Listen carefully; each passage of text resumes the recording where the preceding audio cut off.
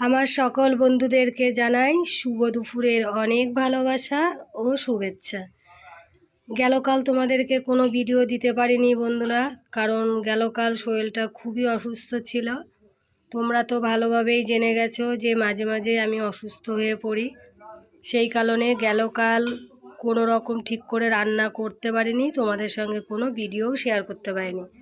তা আজকে রবিবারে দুপুরের মেনুতে কি রান্না করলাম সেটা একটু তোমাদের সঙ্গে শেয়ার করছি।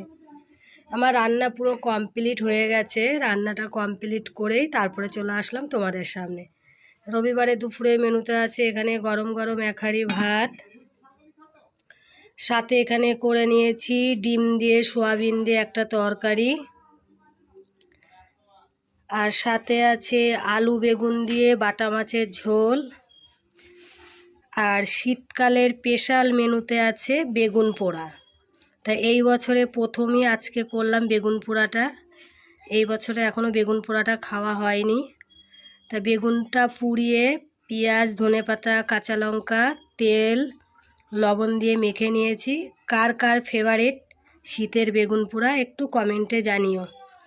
তা আজকে দুপুরের মেনুতে এটুকুই আছে বন্ধুরা, যেটুকুই করলাম সেটুকুই তোমাদের সঙ্গে শেয়ার করলাম।